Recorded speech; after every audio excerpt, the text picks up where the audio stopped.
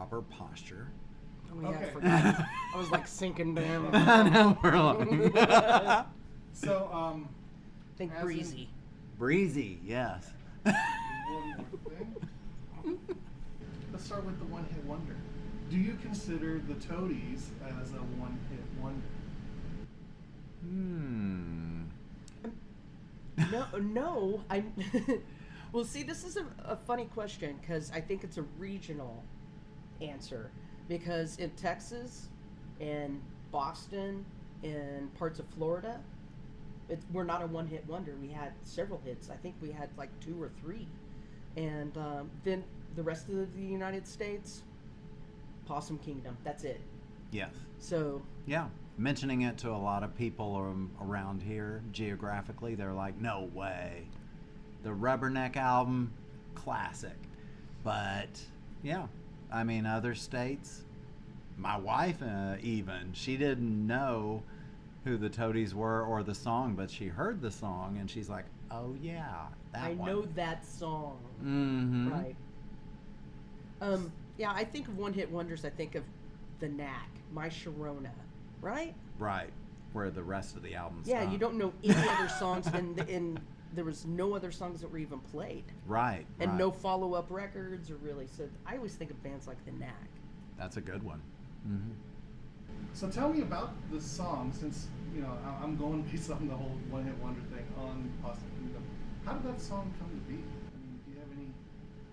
Todd started writing some songs with kind of a darker mood, and his brother had a house on Possum Kingdom Lake, and I know that there'd be some weekends where he would go with his family and visit at Possum Kingdom Lake, and as a result, Yeah, it became the subject matter. right. It's kind of like a ghost story. So it's the whole Texas myth that's happening. The Texas tales. So you go to the lake, you sit around a campfire, you tell a ghost story, and Possum Kingdom is one of those ghost stories. And we needed a lake, and there's no better colorful name for a lake than Possum Kingdom. I mean, how did we get so lucky? We could have been Right. Bimbrook Lake, Oh, Granbury Lake. Lake Como. None of those worked. Possum Kingdom even adds to the allure of the ghost story. Yeah. And there are a lot of legends to the song. Yes. So tell me, what does the song mean? Mm-hmm. Is Yeah. there a PG? You're pretty good at that one. I know, right? Just again, it's a ghost story. We were trying to get a little bit darker and to create our own sound that wasn't this happy poppy kind of sound that was happening locally at the time. And it was kind of fun to visit a dark place, and the easiest place for us to go was ghost stories, because none of us are really dark people. And so we're like, how can we make up this dark story if it doesn't really exist in us? And it's like, well, ghost stories. Right. And we were really attached to horror movies at the time. Like most young people, you go through this phase of roller coasters and horror movies. Mm-hmm. And that is our roller coaster horror movie song. Yeah. And there were a lot of other stories that generated from it that we're like, what does this have to do with Dracula's? And it's fun to see all the rumors and the myths that come from a song. Right. Some of them are even better than what we Right. did to come up with it. Yeah, and that's one of the things that we talked about when we were making the music, is we would like to leave it up to everyone's interpretation of it, and not tell anyone what to believe.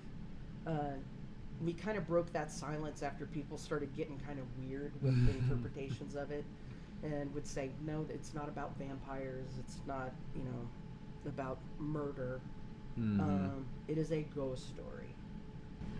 And so I caught a portion of one of your podcasts on your Facebook page, I think, that you clipped it, that you did not want to release this song, right? Or the band didn't want to release the song. Yeah. The record label somehow saw a hit in it and you guys had a little bit of words, and finally, I guess the record label won.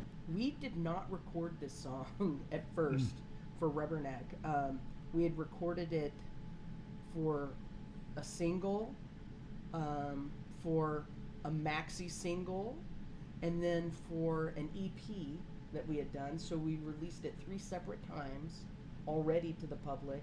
And we did not want to re-record it again and re-release it again. We thought that was old and our newer stuff was better.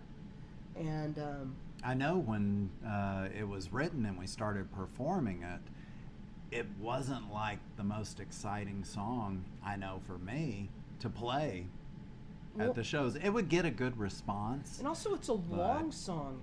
It's 4 minutes and 30 seconds long. And most songs on the radio are 3 minutes. 3-minute pop songs. So we didn't even think it was a song that would be played on the radio. It didn't have the chance. Right. And that's the other thing about the song that's so strange is this is a song that's almost double what other songs are, or feels like it sometimes with the long bridge, and it became a hit. And everyone knows radio's about advertising. They can't play as many advertisements when they have a longer song, and it still got played. Yeah. So it's an anomaly. Now, when you went to your second album, was there any pressure from the record company to create another Possum Kingdom? Yes. So this is pretty funny because I talked about we weren't dark and we had to conjure the darkness and create this ghost story. So then when we started writing the next record, we were really happy. We had a hit record. we sold 1 million records, and we went in to record and write, and we're writing all these happy songs. And our A&R guy comes after he got the demo tape. He flew to Dallas and had dinner with us and said, "Yeah, this isn't quite what we were looking for." And we're like, "What do you mean? It's the Toadies record." And he was like, "No, we need something more like Possum Kingdom." And he wanted us to write a darker song. And and so the way that we went against that sandpaper that happened with the relationship with the record company was we wrote about the record company.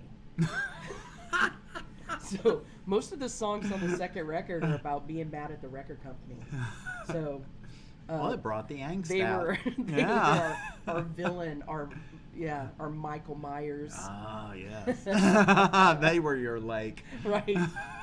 And so once they heard it, did they get it? Or were they Oh, just like, no. "Oh, this sounds much better"? Yeah, they did. They thought it sounded much better. We're like, "Great, it's about you." If there was a one-hit wonder that you appreciate, that you really like, can you think of one? Like off the top of your head that... Oh, man. I love Gary Newman's Cars. Oh, man. There's just something about that, dang, it hits me in the feels. Yep. So. Well, I think the Pixies are considered a one-hit wonder with "Here Comes Your Man." Oh. Because that was the only okay, one that was radio played. Right. And I would say the Pixies, even though I don't consider them one-hit wonders, someone told me they were, because Here Comes Your Man was the only radio song. Who knew? Well, and I really, when I started looking at some lists of one-hit wonders, because I really associate one-hit wonders with the 80s and the 90s, but they would mention Freeze, All Right Now, or Mountains, Mississippi Queen, and it's like, well, you know what? And then there was even Tiny Tim's Tiptoe Through the Tulips. No. Tiptoe. Yeah, don't do that anymore. Okay. I can do more. Through the tulips. So one-hit wonders have been existing for a long time, and even there's that one song, T-Rex. I mean, Oh my God, yeah. I mean it's hard to think of a musical landscape without all of those one-hit wonders. because they were such the core of like FM radio Right. at that time. And it's like, then you're like, wait, well, I guess that is kind of a one-hit wonder band. But then some on the list are like Devo, and I'm like, no. Whip It? Yeah. They said Whip It's a one-hit wonder. I'm like, no. So it all just Right. depends upon your liking of music. Do you delve deeper into an album, or do you just take the one hit and that's all you listen to? I think it's better to explore who do we wish was a one-hit wonder. That's a better question. Oh. There's more bands that I wish where it had been a one-hit. one hit. Right, We and- ca- and we and then can't they- figure out why there's more than one hit. And they became obscure. I think I'm going to leave it at that. We wish them obscurity.